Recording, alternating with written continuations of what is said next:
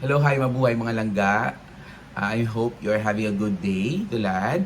Basta natigala ka mo, nagamo-amo ako dyan. Actually, I'm creating contents or videos related sa art because February is National Arts Month. So, na-celebrate natin annually since 1991 since it was proclaimed by the then President, the late Corazon Aquino. So, February is the artist's month, kumbaga. So it's a huge celebration of the different arts that we know, like painting, sculpture, dance, music, theater, movies, literature. Kaduro lang kag different kinds of arts. Hindi rin ako guro magpabuhay kari dyan.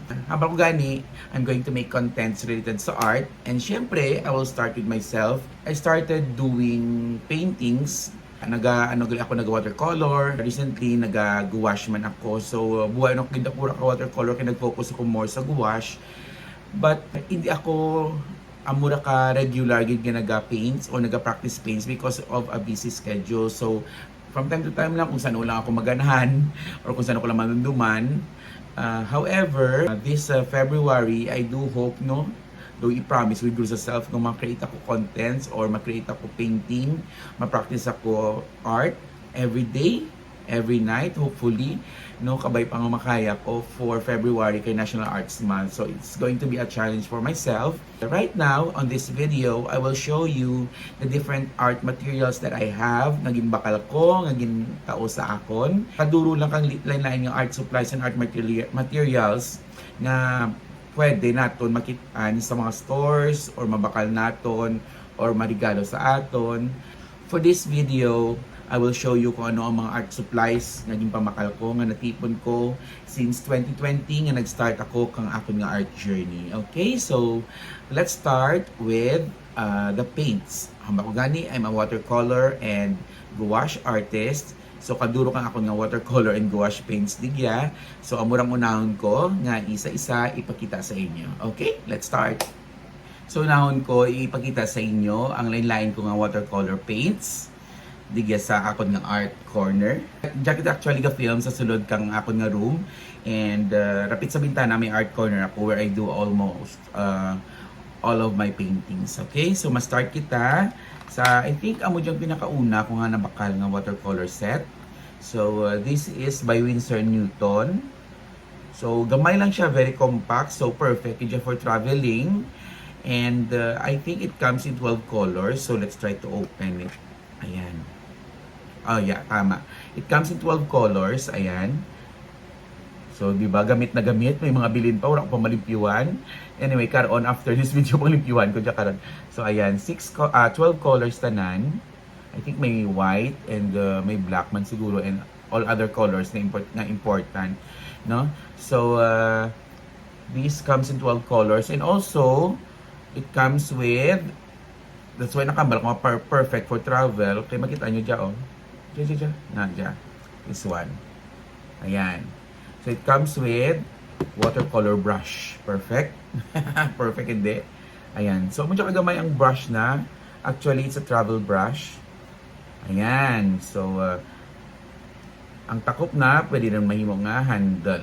That's it. O, di ba? Makita nyo, ka-perfect ka nami. So, medyo yung itsura ka nga nga brush. So, actually, nagabungkag-bungkag rin ang brush kay buhay. Kung magamit, wala akong maalagaan mayad. Anyway, after this, siguro pang limpyuhan ko pag pangalagaan ko, pang prepare ko or pang i-maintain ko ang kanamian kang mga brush. Okay, so makikitaon, ayan, this is the brush, ayan. So kitaon. So this is a travel brush. So pwede mo gid siya mabit-bit anywhere ka mag-adto kay ka very compact, gamay-gamay lang kang anang surudlan. Wait, tunog na bulayan ako. Ay masabad. Sige, okay. Ayan. Perfect. So, pakita ko liwat sa inyo. This is by Winsor Newton. Ayan. So, nabakal ko dyan sa Shopee, I believe. And, come on, kung pirang presyo, kayo siyempre buhay ron. This is the first. Siguro mga December or January of 2021 ko na dyan nabakal. So, magiging pinakauna.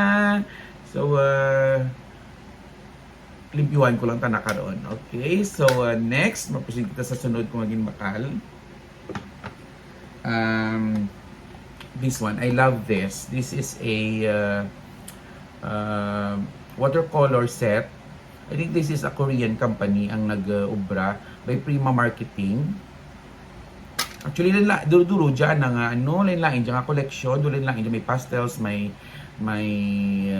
basics. Actually, hindi ko matandaan na, just do research, no, lain dyan nga set, duro dyan set kang by Prima Marketing.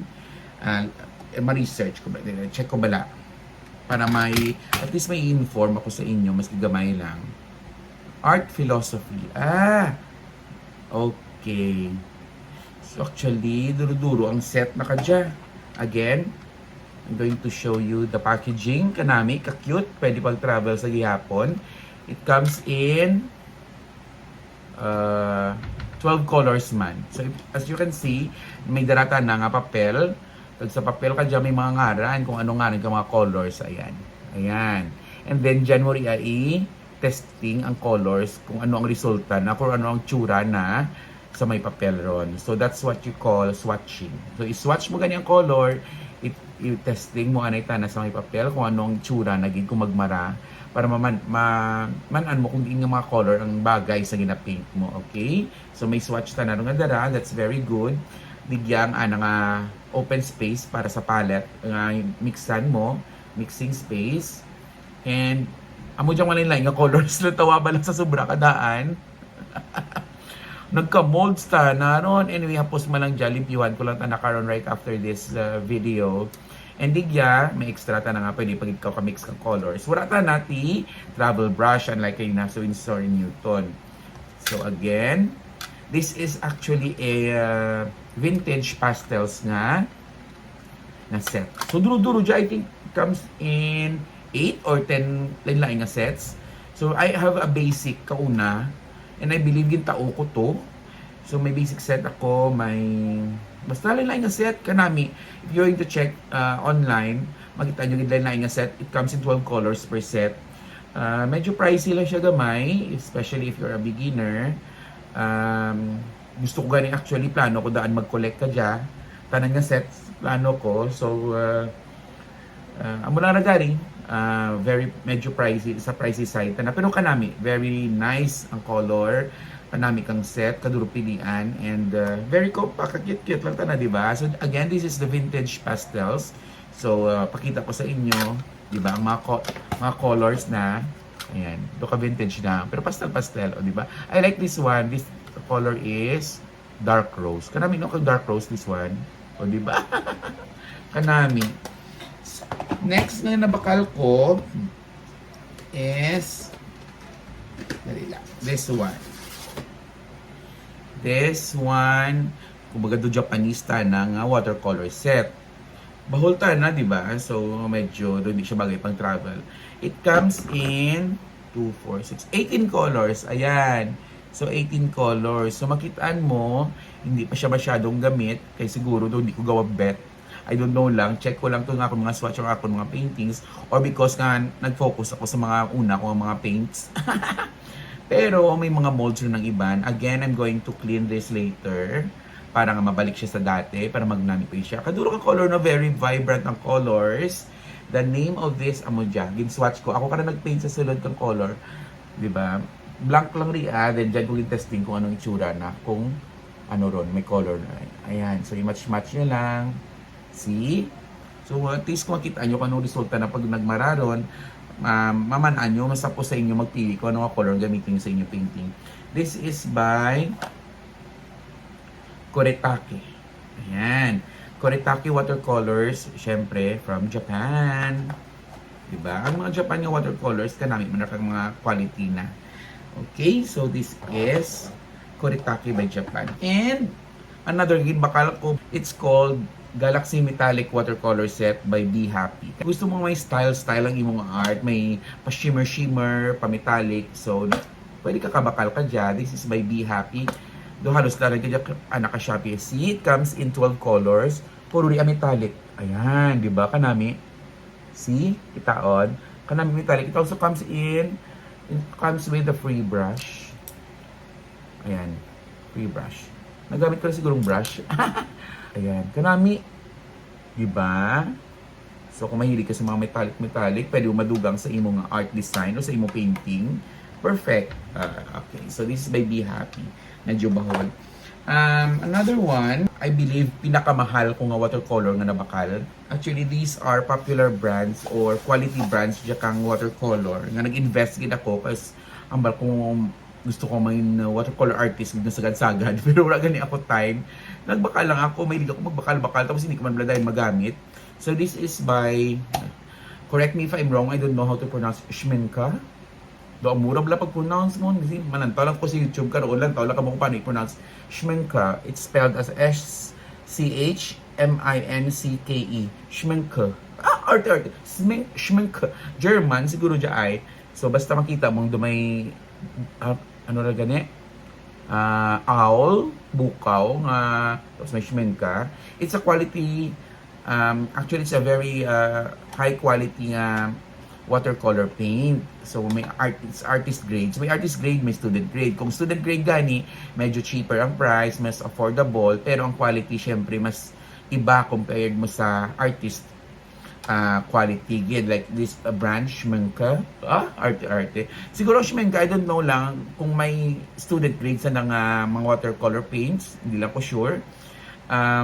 Pero this is a high quality artist grade nga watercolor paints. So actually, ang sulod na kadya kang Schminka, kuha lang dyan, pirang lang dyan kabilog, isipon ko bala. Do 12 lang ata.